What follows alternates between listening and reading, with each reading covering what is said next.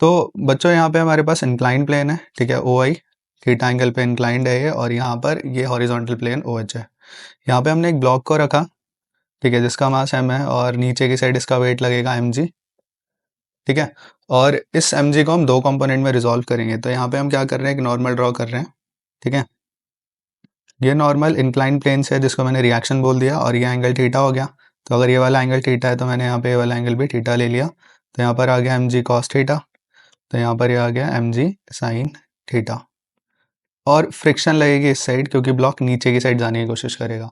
तो angle of repose होता क्या है, एक ऐसा एंगल है जिस पर जो ऑब्जेक्ट है it is at the verge of moving, at the verge of moving. तो एक ऐसा एंगल जहाँ पे जो ऑब्जेक्ट है वो मूव करना जस्ट शुरू कर रहा है, जस्ट अबाउट टू मूव, ठीक है। तो इसका मतलब अभी हम इक्विलिब्रियम पे लेंगे। इक्विलिब्रियम का मतलब जो फोर्स यहाँ पर लग रही है वो उसको ओवरकम कर रही है, ठीक है। ये रेस्ट पर है ना, ये नीचे जा रहा है, ठीक है। और इसी तरीके से जो ऊपर वाली फोर्स है वो नीचे वाली फोर्स को कैंसिल आउट कर रही है। तो यहाँ पे सीधा सीधा आ गया R is equal to M G cos theta और F R is equal to M G sine theta. तो दोनों इक्वेशंस को अगर मैं डिवाइड कर देता हूँ तो टेन थीटा आ गया हमारे पास एफ आर अपॉन आर, और एफ आर अपॉन आर होता है mu which is coefficient of friction, ठीक है। तो इससे एक चीज़ पता लगी, ये जो एंगल है एंगल ऑफ रिपोज ये इंडिपेंडेंट है ऑफ मास, ठीक है। तो जैसा अभी आगे आने वाली वीडियो में एक डेमोन्स्ट्रेशन में आप देखोगे, ठीक है। और साथ के साथ जो थीटा है ये डिपेंड कर रहा है किस पे, ये डिपेंड कर रहा है, depends on mu coefficient of friction type of interface, ठीक है। तो अब अगले सेक्शन के अंदर हम लोग देखते हैं कि डेमोन्स्ट्रेट करते हैं कि किस तरीके से ये सारी चीज़ें वर्क करती हैं। यहाँ पे हमारे पास एक किताब है जो एक ब्लॉक की तरह एक्ट कर रही है, ठीक है। और इस प्लेन को मैं धीरे धीरे इसका एंगल इंक्रीज कर रहा हूँ, इंक्लाइन करता जा रहा हूँ, और एक पर्टिकुलर एंगल आएगा जब ये स्लाइड करना शुरू कर देगा। तो जैसे यहाँ पे इस एंगल पे स्लाइड करना शुरू करा, अब मैं क्या करता हूँ सेकेंड ऑब्जर्वेशन में, मैं और मास ऐड कर देता हूँ। तो और मास ऐड करने के लिए मैंने कुछ किताबें यहाँ पर और रख दी, ठीक है। इस तरीके से मैंने किताबें रख दी हैं, ठीक है। तो देखते हैं कि एंगल ऑफ रिपोज इंक्रीज करेगा या डिक्रीज करेगा या सेम रहेगा। तो यहाँ पे जैसे जैसे मैं इसको ऊपर उठाता हूँ ऑलमोस्ट द सेम, ठीक है। ऑलमोस्ट मैं इसलिए बोल रहा हूँ क्योंकि कुछ एरर आने के चांसेस यहाँ हो सकते हैं इस सरफेस की वजह से, सरफेस परफेक्टली प्लेन नहीं है, ठीक है। और कुछ कैलकुलेशन और ह्यूमन एरर भी हो सकते हैं। इवन इस वाले केस में कैलकुलेशन नहीं होगा, ह्यूमन एरर भी हो सकते हैं। ओके, अब इस वाले केस में हमने क्या करा, यहाँ पे हमने एक डिफरेंट इंटरफेस लिया, ठीक है। So I am sacrificing my iPad, hopefully it won't damage. So let's see. So here angle of repose is much more than the previous cases, okay? So now it starts sliding. तो इसका मतलब angle of repose coefficient of friction पे depend करता है, ना कि wait पे। Okay, तो इस न्यूमेरिकल के अंदर हम लोग देख रहे हैं, यहाँ पे आपने वीडियो को पॉज करके न्यूमेरिकल पढ़ लिया होगा। यहाँ पे हमारे पास दो मास हैं, ठीक है, एक 1 किलोग्राम का और 2 किलोग्राम का है। और 1 किलोग्राम वाला जो मास है m1 वो स्मूथ है, ठीक है, मतलब इसके रिस्पेक्ट में कोई फ्रिक्शन नहीं है। As you can see the coefficient of static sorry the coefficient of friction between the block m1 and the plane is always 0। तो यहाँ पे लिखा हुआ है, ठीक है। बाकी जो स्टैटिक और डायनेमिक फ्रिक्शन है वो है 0.3, और वो किसके लिए है, ब्लॉक m2 के लिए, ठीक है। तो in between the block m2 and the plane, okay. तो इस तरीके से पूरा क्वेश्चन है ये। तो हमें लिस्ट 1 में एंगल्स गिवन है, ठीक है, लिस्ट 2 में फ्रिक्शनल फोर्स गिवन है। तो हमें बताना है कि भाई कौन सा ऑप्शन करेक्ट है यहाँ पे, कि मतलब पी जो है वो 2 से मैच कर रहा है, 1 से मैच कर रहा है, इस तरीके से हमें बताना है, ठीक है, ऑप्शंस को देख के। तो ये वाला क्वेश्चन जेईई एडवांस का है। Again it is based on angle of repose, so that is why we are studying here. तो बच्चों यहाँ पे इधर मैं एक काम करता हूँ, मैं इनको सेपरेटली बना लेता हूँ just to explain you clearly, ठीक है। तो मैं यहाँ पे इनको सेपरेटली ड्रॉ कर रहा हूँ, लुक, ठीक है। इस तरीके से हमने ले लिया है। यहाँ पे हमारे पास ये ब्लॉक जिसका मास m2 है, और इधर की साइड मैंने ले लिया एक ब्लॉक जिसका मास m1 है, ठीक है। तो अब नीचे की साइड आप सबको पता है वेट आएगा, तो इस साइड आएगा m2g, इसका वेट भी नीचे आएगा, ये आएगा m1g। इधर की साइड रिएक्शन होगी R2 और इधर की साइड रिएक्शन होगी R1, मतलब नॉर्मल वही जो इंक्लाइन प्लेन है, मान लेते हैं वो है, वो आई था। तो जो इंक्लाइन प्लेन है उससे जो रिएक्शन है वो R1 और R2 है, ठीक है। अगर ये एंगल थीटा है हमारे पास, तो ये वाला एंगल भी थीटा होगा और साथ में ये वाला एंगल भी थीटा होगा। तो आप सबको पता है mg के दो कंपोनेंट्स आ जाएंगे। तो ये आ गया m1g cos थीटा और इस साइड आ गया m1g साइन थीटा। इसी तरीके से यहाँ पर भी आ जाएगा m2g कॉस थीटा और इस साइड आ जाएगा m2g साइन थीटा। अब एक और चीज़ यहाँ पे काफ़ी इंपॉर्टेंट है, ये आप इंटरफेस देख रहे हो, ठीक है। तो इस इंटरफेस पर क्या हो रहा है कि ये जो ब्लॉक है और ये ब्लॉक है आपस में रिएक्शन फोर्स लगा रहे हैं एक दूसरे पे, ठीक है। तो जो m2 पे रिएक्शन फोर्स मिल रही है वो इस डायरेक्शन में मिल रही है, ठीक है, m1 की वजह से। तो ये रिएक्शन फोर्स m2 पर लग रही है r, तो इसको r ले लेते हैं। तो r is the reaction on reaction between m1 and m2, ठीक है। तो यहाँ पे जो r है ये रिएक्शन ऑन m2 है ड्यू टू m1। इसी तरीके से यहाँ पर भी होगा r, and this is reaction on m1 due to m2। So इसे r लिखना था हमें, wait, so this is r, ठीक है। तो एक और फोर्स है which is missing right now, and that force is frictional force which is only acting on the mass m2, ठीक है। So this friction force is right there, so this friction force is Fr, okay। so these are the free body diagrams of m1 and m2, okay। मैंने separate करके यहाँ पे बनाया है just to explain you, ताकि figure इतनी ज़्यादा complex ना हो, बाकी ये सटे हुए ही रखे हैं जैसा आप यहाँ पर देख रहे हो, ठीक है। तो चलिए इसे आगे सॉल्व करते हैं। तो अब आगे हमारे पास, हमें पता है जो m2 है बच्चों, वो उस पर फ्रिक्शन लग रहा है, और हमें पता है कि एंगल ऑफ रिपोज भी क्या होता है। तो मैं इधर सिर्फ m2 को फोकस करता हूँ अभी, ठीक है। तो इसका फ्री बॉडी डायग्राम फटाफट से ड्रॉ कर लेते हैं।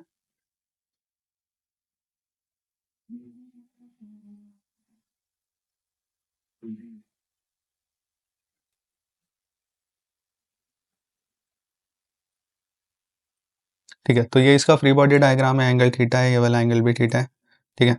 तो यहाँ पे मैं एंगल ऑफ रिपोज का कंसेप्ट लेता हूँ, एंगल ऑफ रिपोज। तो एंगल ऑफ रिपोज में क्या होता है, जो tan थीटा है it is equal to mu, ठीक है, ओके। और tan थीटा अगर अगर म्यू और उससे कम होगा तो वो इक्विलिब्रियम में रहेगा, ठीक है। So I try to solve tan theta in this case. So देखो, मैं अभी इक्विलिब्रियम की कंडीशन ले रहा हूँ, तो इक्विलिब्रियम की कंडीशन होगी कि जितनी यहाँ पे लेफ्ट में फोर्स है उतनी राइट में फोर्स है। तो लेफ्ट में फोर्स कौन कौन सी है, तो लेफ्ट में फोर्स है m2g साइन थीटा, ठीक है, plus r, sorry these forces are in right side, ठीक है। तो राइट में दोनों फोर्सेज है और लेफ्ट में वाली फोर्स है, तो it is equal to frictional force. Similarly that r2 is equal to m2g cos theta, okay. So these are the two equations that we have, okay. तो आ गए। अब इसी तरीके से मैं इस वाले केस को भी ले लेता हूँ, m1 वाले केस को, यहाँ पे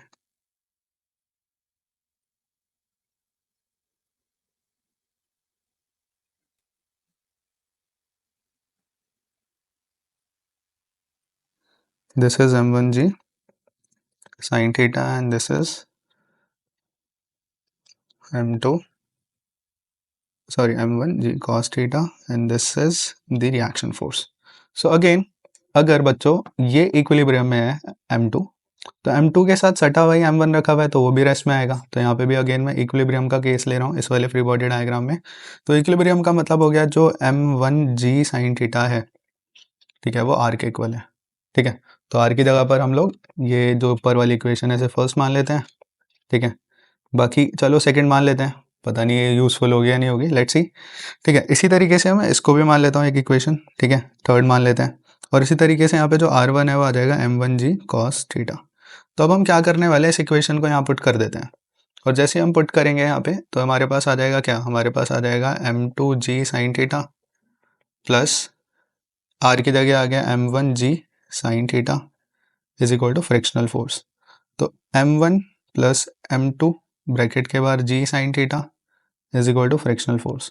तो ये फ्रिक्शनल फोर्स आ गई, और ये फ्रिक्शनल फोर्स कब आएगी, जब बच्चों हमारे पास जो थीटा है, जो tan थीटा है वो म्यू से कम या उसके बराबर होगा, ठीक है। तो अब हम इसको जानने की कोशिश करते हैं कि tan थीटा कितना निकल कर आता है, ठीक है। तो इस tan थीटा को जानने के लिए हम क्या करेंगे, यहाँ पे इस tan थीटा को जानने के लिए हम लोग दो इक्वेशंस को डिवाइड कर देंगे, ठीक है। और वो कौन सी दो इक्वेशन है आप स्क्रीन पर देख पा रहे होंगे, तो मैं ले लेता हूँ यहाँ पे फिर भी इक्वेशन से। तो ये हमारे पास आ गया, मान लेते हैं इसे मान लेते हैं थर्ड इक्वेशन।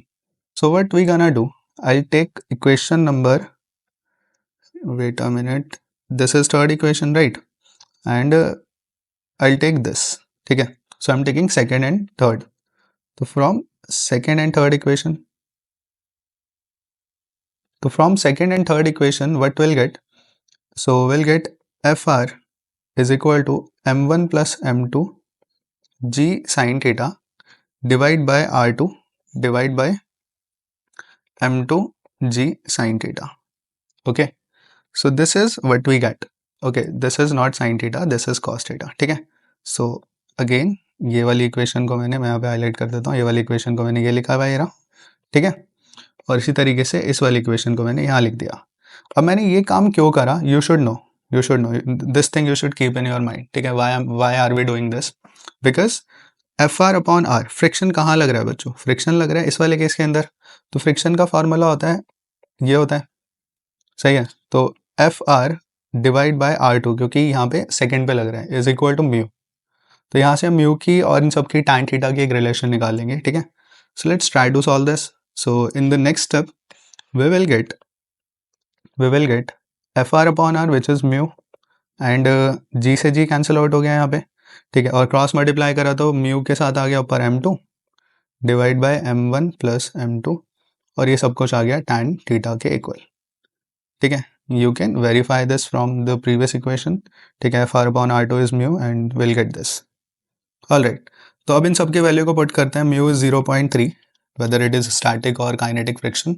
ठीक है, एंड m2 जो है हमारे पास वो कितना है, m2 कितना है हमारे पास, m2 is 2 divide by 2 plus 1, m1 is 1 and m2 is 2 is equal to tan theta.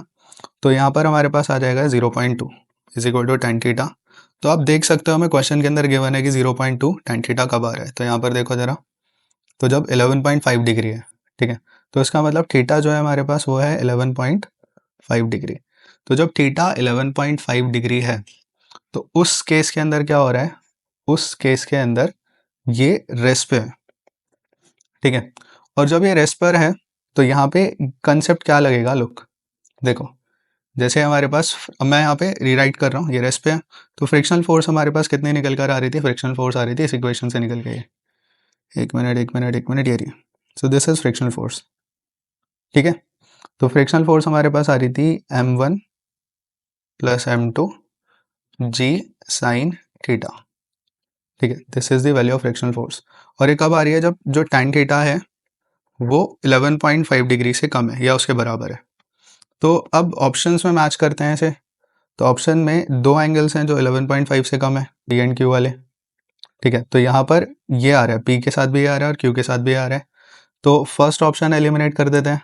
ठीक है, बाकी तो तीनों ऑप्शंस में से कुछ एलिमिनेट नहीं हो रहा, तो अब हम लोग आगे का पार्ट सॉल्व करते हैं. ठीक है, तो पी जो है वो 2 से मैच कर रहा है, क्यू भी 2 से मैच कर रहे हैं. ठीक है, ओके, सो अब इसके बाद वाला केस देखते हैं. ये आ गया हमारे पास. अब अगर हम रेस्ट वाला केस ना लें, ठीक है, अब वो मोशन में है, मतलब वहाँ पे काइनेटिक है. ठीक है, तो मोशन में क्या होगा, मोशन में सिंपली फॉर्मूला होगा F R is equal to mu के kinetic friction coefficient of kinetic friction into R two. ठीक है, तो यहाँ से अब अगर हम लोग देखें तो ऑप्शंस में एक बार मैच करके देखो, तो म्यू के को म्यू ही लिख रखा है यहाँ पे. ठीक है, और आर टू किसके इक्वल है, तो R two is equal to M two G cos theta into mu is equal to F R. तो जब थीटा हमारे पास ग्रेटर देन 11.5 डिग्री है, तो उस केस में फ्रिक्शनल फोर्स ही आ रही है, दैट्स इट.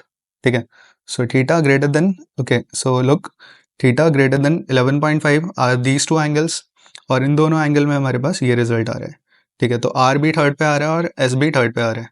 तो आर भी थर्ड पे और एस भी थर्ड पे, तो ऑप्शन बी भी एलिमिनेट हो गया, सी भी एलिमिनेट हो गया, D option is correct. P और क्यू 2 पे है और आर और एस 3 पे. तो इस क्वेश्चन को आपने वीडियो को पॉज करके पढ़ लिया होगा. Okay, block of mass m on an inclined plane of angle theta, the coefficient of friction between the block and the plane is mu, and tan theta is greater than mu. ठीक है, the block is held stationary by applying a force. Look, सबसे पहले इसको decode करते हैं. यहाँ पे जो लिखा हुआ है tan theta is greater than mu, इसका मतलब है कि ये है बच्चों मोशन में. ठीक है, और जब tan theta less than mu होता है, when it is less than mu, then it is at equilibrium or we can say rest. तो ये रेस्ट में है. ठीक है, इस तरीके से. अब ये मूव करना चाह रहा है, मोशन में है, लेकिन आगे क्या करा, the block is held stationary. Block को स्टेशनरी रखा गया. कैसे रखा गया, by applying a force P parallel to the plane. तो एक पी फोर्स को हमने इस साइड लगाया. ठीक है, parallel to the plane. The direction of force pointing up the plane is taken to be positive, तो ऊपर वाली डायरेक्शन को हम पॉजिटिव ले रहे हैं, ठीक है। तो शुरुआत में होगा क्या, शुरुआत में इस पी की वैल्यू को, देखो यहाँ पे बोला भी है कि पी वेरी कर रहा है इससे लेके यहाँ तक, तो शुरुआत में जो पी है बच्चों वो है हमारे पास, कम, ठीक है, माइनस आ रहा है, और फिर आगे जाते जाते वो ज़्यादा होता चला जा रहा है। तो अब इस बात को समझो, यहाँ पे ये ऐसे है तो हम पी फोर्स लगा रहे हैं, जिसकी वजह से शुरुआत में कम फोर्स है तो ये रेस्ट पे है। आगे देखो लिखा हुआ है block held stationary by applying a force P. अब जैसे जैसे इस पी फोर्स को इंक्रीज करते रहेंगे, जैसे जैसे इस पी फोर्स को इंक्रीज करते रहेंगे, ब्लॉक ऊपर सरकता रहेगा, ठीक है। इतनी बात समझ में आ गई। अब अगर इतनी बात समझ में आ गई तो इसके बाद देखो फ्रिक्शन पे इसके क्या कॉन्सिक्वेंसेज होंगे, ठीक है। तो यहाँ पे हमने इसको स्टेशनरी रखा तो फ्रिक्शन लगेगा इधर, क्यों, क्योंकि स्टेशनरी नहीं रखेंगे तो ये नीचे जाएगा।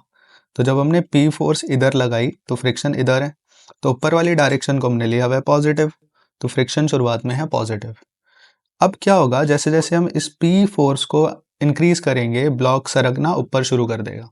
जब ब्लॉक ऊपर सरकना शुरू करेगा तो फ्रिक्शन लगेगा कहाँ, फ्रिक्शन लगेगा नीचे की तरफ, तो फ्रिक्शन की डायरेक्शन बदल गई, ठीक है। तो यहाँ से सीधा सीधा पता लग रहा है कि ऑप्शन ए करेक्ट आना चाहिए, बट फिर भी हम लोग अपने सेटिस्फेक्शन के लिए इसको मैथमेटिकली प्रूव करेंगे, ठीक है। तो मैथमेटिकली प्रूव करते हैं इसे, सबसे पहले इसका फ्री बॉडी डायग्राम देख लेते हैं, ठीक है। तो इधर की साइड अप्लाइड फोर्स लग रही है, ठीक है। तो शुरुआत वाली मैं ये कंडीशन ले रहा हूँ, इक्विलिब्रियम की कंडीशन, तो उसके हिसाब से यहाँ पे फ्री बॉडी डायग्राम बना रहा हूँ। इधर आ गया एम जी, इधर आ गया आर, इधर आ गया M G cos theta, theta angle है, इस साइड आ गया एम जी साइन थीटा, और इस साइड आ गया फ्रिक्शन, ठीक है। तो यहाँ पे क्योंकि ये सब कुछ रेस्ट में है, तो जो फ्रिक्शन है और प्लस पी है वो किसके इक्वल आएगा, वो आएगा एम जी साइन थीटा के इक्वल। मैं यहाँ पे फिर से पॉइंट कर देता हूँ, फ्रिक्शन और पी दोनों सेम डायरेक्शन में है, इस डायरेक्शन में, तो friction plus P is equal to, और ये ऑपोजिट डायरेक्शन में एम जी साइन थीटा, तो equal to M G sine theta, ये हमारे पास आ गया, ठीक है। तो यहाँ से जो पी है हमारे पास वो कितना आ गया, या यहाँ से एफ आर जो है हमारे पास कितना आ गया, एफ आर आ गया M G sine theta minus P, ठीक है, ये इक्वेशन आ गई। अब जो मैं पी वन और पी टू गिवन है तो उसे मैं लिख देता हूँ यहाँ पे, पी वन मेरे को गिवन है M G sine, M G bracket में sine minus mu cos theta, और पी टू जो हमें गिवन है वो गिवन है M G sine plus mu cos theta, ठीक है। वहाँ पे माइनस था पहले वाले में, सेकेंड वाले में प्लस है, ठीक है। अब फ्रिक्शन फोर्स की जो इक्वेशन थी बच्चों, वो क्या आ रही थी इक्वेशन, वो इक्वेशन आ रही थी F R is equal to M G sine theta minus P, M G sine theta minus P. तो शुरुआत में हम पी वन ले रहे हैं, ठीक है। तो एफ आर वन जो है हमारे पास वो कितना आ गया, M G sine theta minus M G sine theta minus minus plus M G mu cos theta. तो फ्रिक्शन यहाँ पे आ गया mu M G cos theta, mu M G cos theta. So this friction indicates that it is positive, right. अब इस वाले case को लेते हैं, तो यहाँ पर एफ आर टू जो है बच्चों हमारे पास कितना आ जाएगा, वो आ जाएगा M G sine theta minus, इसकी इक्वेशन में यहाँ पे पुट कर रहे हैं, पी की वैल्यू पुट करेंगे तो M G sine theta, and then minus हो जाएगा यहाँ पे mu M G cos theta. तो ये से कैंसिल आउट हो गया, तो फ्रिक्शन आ गया हमारे पास mu M G cos theta. तो इस वाले केस के अंदर फ्रिक्शन आ गया नेगेटिव। तो अगर मैं इन दोनों इक्वेशन को सॉल्व करता हूँ, इन दोनों इक्वेशन को देखता हूँ यहाँ पे, तो मेरे पास ऑप्शन ए आ रहा है, ठीक है। क्योंकि इसमें शुरुआत में फ्रिक्शन पॉजिटिव है, बाद में नेगेटिव हो गया, बाकी सारे ऑप्शन में ऐसा कुछ भी नहीं है, ठीक है।